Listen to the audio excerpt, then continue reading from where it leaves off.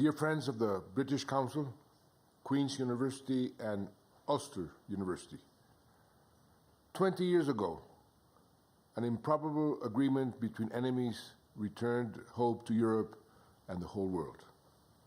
And just as it did then, today, the world applauds the perseverance and determination that made that Good Friday possible in Belfast.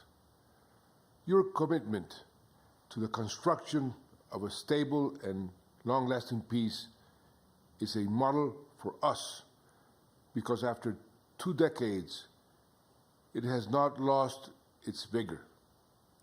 To the contrary, it is increasingly alive day after day in the actions and in the hearts of the British and the Irish people. As I pointed out 2 years ago, when I visited Belfast, Northern Ireland's peace process was one of the main sources of inspiration when I made the decision to negotiate with the now extinct FARC guerrilla. Based on my experience, I know that it is much more popular to wage war than to search for peace. But it was clear to me that the Colombian people could not condemn themselves to another half a century of death and suffering. It was a long and difficult process.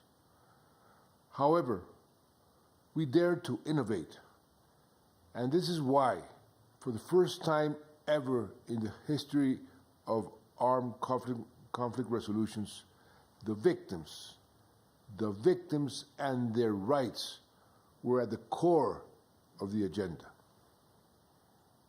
Furthermore, and for the first time too, an agreement was reached to create a transitional justice system while ensuring that there would be no impunity for war crimes and crimes against humanity.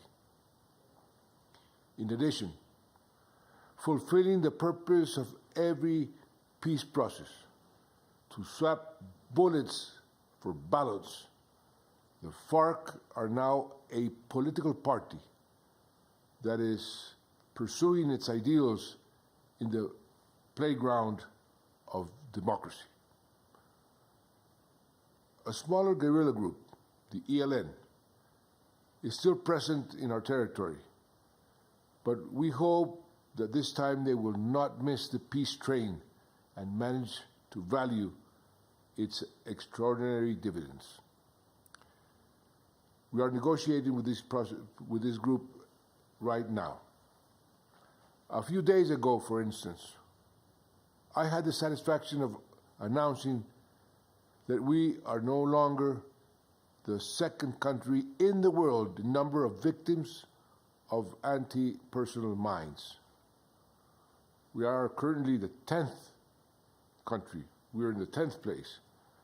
And our goal is to cease to be part of that deplorable ranking by the year 2021. A country with no mines. Thanks to peace, we have managed to decontaminate almost 4 million square meters since 2016. Why? Because we can now reach remote areas where access used to be impossible. On the other hand, and thanks to peace too, we are rediscovering our territory, and that has opened new opportunities, new windows of opportunity. Ecotourism, for example, is booming. Renewable energies are gaining strength. And we have found new fauna and flora species from scientific expeditions to places that had been neglected for decades. Dear friends, building peace, I say it's like building a cathedral, brick by brick. The process is slow, and we are just beginning. But we have been careful to ensure that we are building this cathedral on sound foundations. The thousands of lives that already have been saved are a clear signal that shows that we are on the right path. The support of the international community in building that architecture of a different Colombia, a better Colombia, without the burden of war, has been essential. Knowing the experience of countries such as the United Kingdom motivates us not to lower our guard in the face of difficulties yet to come. And I can't say goodbye without making a special acknowledgement to the British Council for its presence for nearly 80 years in my country, in Colombia. Its work as a promoter of bonds of understanding between the peoples through culture, through education, is a very valuable and necessary work at this stage in our history. I restate what I wrote on occasion for its 75th anniversary.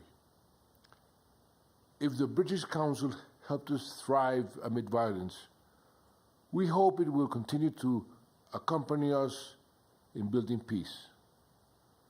The challenge of achieving a lasting and sustainable peace necessarily means strengthening our culture, strengthening our education. And who better than the British Council to support us in this mission? We have now, in the UK, in Colombia, and in the world, another huge challenge: to change the culture of hate and of violence for a culture of coexistence, inclusion, tolerance.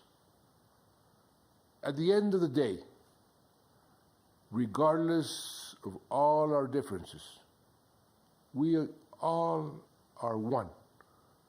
We are one people. We are one race. The name of this one people is the world. The name of this one race is humanity. Thank you very much.